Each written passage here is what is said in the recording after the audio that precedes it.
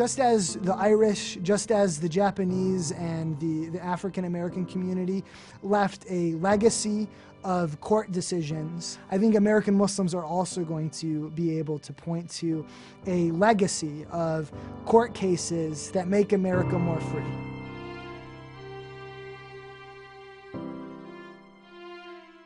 You know, one of the great things about America is that you have your rights in the Constitution, but in order to secure those rights, you must stand up and you must push back and you must struggle for it. A necessary component of that process is the use of the law as a tool of advocacy and as a tool of establishing a foundation of equality. We are advocating for laws that are already on the books, that people have fought and died for. If we don't stand up and defend ourselves, then essentially what we're doing is we're betraying the memory or the legacy of groups before us, like African Americans, Catholics, Jews, who had to stand up and defend their rights. And we're abandoning the group that comes after us, because today it's the American Muslim community, tomorrow it will be somebody else. We owe it to the people who worked before us to defend the people who will come after us. Muslims are being harassed all over the world, and imagine if we don't stand up, who's going to stand up for other Muslims? CAIR, as an advocacy and civil rights organization, ensures that American Muslims are treated equally, with respect, with dignity, like all Americans. At the end of the day, we have two challenges as American Muslims. The first is to tell our story, because people are afraid of that which they don't know.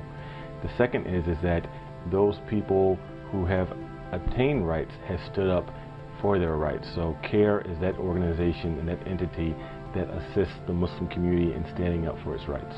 And if we don't have some organization taking care of this kind of the problems, who will take care of that? Prior to the founding of CAIR, American Muslims largely went unheard in our society.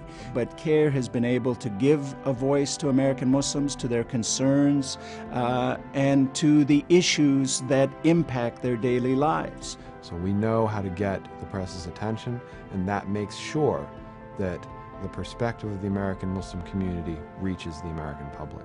Not only do we promote Muslim civil rights, but we promote a Muslim perspective to those who are in power. And we're really able to make a difference in how Muslims are seen in America. We are making a difference in people's life. CAIR is very important to American society and to the American Muslim community, because it stands on principle in terms of defending civil liberties and protecting the religious rights of all Americans. We stand up for the civil rights for the Muslim community. That's what we do. Council on American-Islamic Relations has representatives from about 30 cities on Capitol Hill holding meetings with congressional offices, speaking directly to members of Congress or their staff.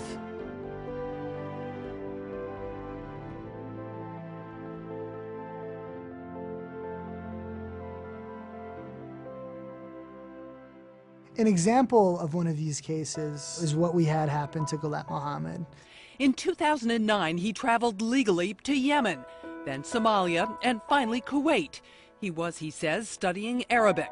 But last month, when he tried to renew his visa in Kuwait, he was detained by local authorities. They handcuffed me, and then they put me in the car. I asked them for a lawyer, and they laughed at me, and they smacked me for a lawyer. And all we asked for was just to recognize Gule's rights. What we were left with was the reality that a person doesn't have rights unless they're willing to enforce those rights in a court of law.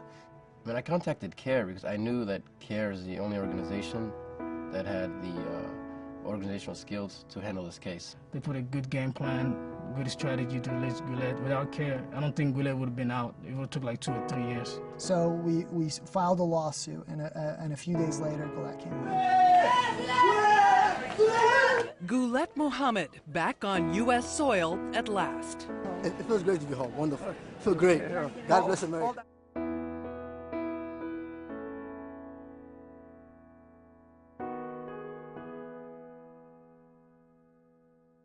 Our Imam takes a group to Hajj every year. Of course, going Hajj mean a lot for the Muslims. Some of them even collect the money for whole year, whole life, maybe. Their passports were seized by CBP. And I didn't know what I should do. And I saw some, like the people from our group, they like the 50 years old, 55, 60 years old, they were crying like a baby because it meant for them a lot. CAIR got involved. We immediately contacted government officials, we contacted appropriate authorities, raised the issue of why these passports would be seized. They were with the case and they helped us every second of the event, and they were very, very just like caring about us. So I think swift action in this case really had a tremendous impact. Our Hajis were able to go and perform their Hajj and return home safely. A new and a major challenge facing American Muslims and Islam in America is the active movement of Islamophobes. This spring, more than 24 states tried to pass laws that could have resulted in state-sanctioned discrimination against American Muslims. This is a preemptive strike to make sure that liberal judges don't take the bench in an effort to use their position to undermine those founding principles and to consider international law or Sharia law. They understand that this is a war for the survival of America. It's a cultural war, it's a social war. These laws serve the purpose of being a vehicle for a small but committed group of Islamophobes to organize anti-Muslim sentiment in the United States. Okay, so Tennessee has passed a law banning Sharia law, a felony to practice it in the state. A hearing is set on Capitol Hill next week to talk about, you know, how loyal or radical American Muslims are. It doesn't sound like cultural bridges are being built here. Unfortunately, no. And it's not just Tennessee. It's 13 red states that are trying to ban Sharia law. I think there's a red flag should come up anytime we have our legislatures and our government trying to regulate our religion. Islam is the only faith mentioned in this law. We should not have the state governing and defining what our religion is. And again, Sharia is the moral and the morals and values of Islam. So in banning that, they would ban the religion of Islam, the practice of it. We suspect that none of these will go through because it violates the freedom of religion and First Amendment. But the signal is that Muslims aren't welcome there. If we know that it's impossible for a foreign law or a religious law to ever conflict with and replace the laws of our courts, we need to ask these politicians, why were you deliberately misinforming Oklahomans into voting for this? The fact that this is happening in the 21st century in the United States of America is just unfathomable, and we need some answers, and we need them soon. Within 2 days of that ballot initiative passing, with 700,000 votes, we filed a lawsuit to prevent that measure from becoming the law of Oklahoma. We've had organizations such as the NAACP, the American Civil Liberties Union, and Reform Immigration of America, as well as some Jewish leaders and Catholic leaders, stand up to say this anti-Sharia movement is wrong, CAIR has it right. Had that lawsuit not been filed, we would be living in a country where there is a law that discriminates on its face against American Muslims.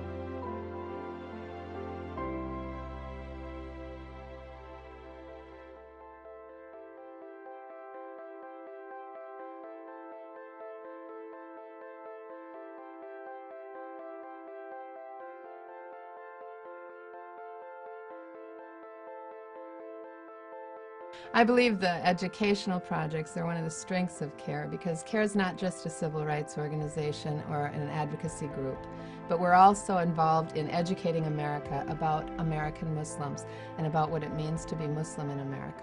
Whether it be the Library Project, the Journalist Project, or the continuation of the Quran Project, our educational projects at CAIR offer the Muslim community a way to get involved, to help, to really make a difference and change things in America. A number of CAIR chapters have Muslim Youth Leadership Symposiums in which we train young Muslims, high school and college age youth, about the importance of being civically and politically engaged. And gives them the advocacy tools that CAIR has been building up over 17 years. And that way what we're doing is ensuring that the work of this organization is passed on to the next generation and continues to exist to defend our community long after people like me have retired. And so we hope that through the support of our community and so forth, that CAIR can continue with its educational endeavors. So I'm very excited about the future of the American Muslim community in this country. Because CAIR is working on these things, we ask the Muslim community to support us and work with us. American Muslims and the nation need a professional organization like CAIR to challenge these Islamophobes and this fear-mongering against American Muslims and Islam on the national level, in legal capacity, educational capacity, informational capacity. It pushes back against them and makes sure bigotry remains at the fringe where it belongs.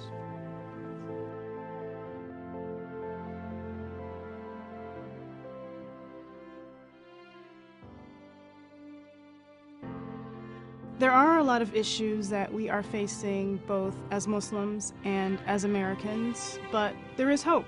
And throughout our history, we've had a tremendous track record of success. Our chapters nationwide are part of a national movement that is growing in response to the needs of the community and the nation.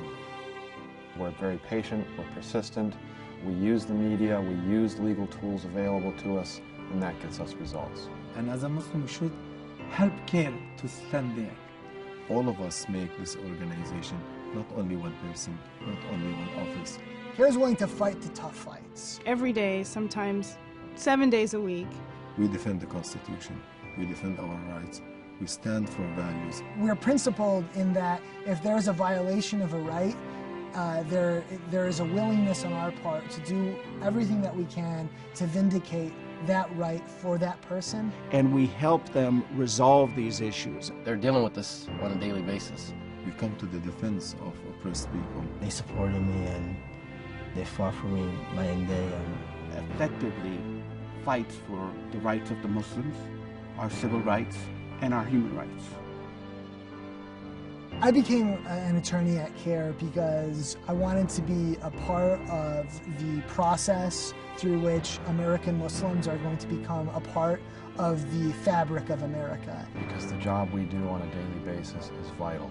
I know that I'm going to have a positive impact for the American Muslim community. CAIR has succeeded so far because of the support of the Muslim community. CAIR can succeed more. CAIR can be stronger only if more people join the CAIR organization. If more supporters are there, if more donors are there, every Muslim, every people of the society at large, they see that a lot needs to be done. But CAIR has the formula, CAIR has the expertise, CAIR needs more people to join its ranks, its forces, to reflect that beauty and strength and hope in the future.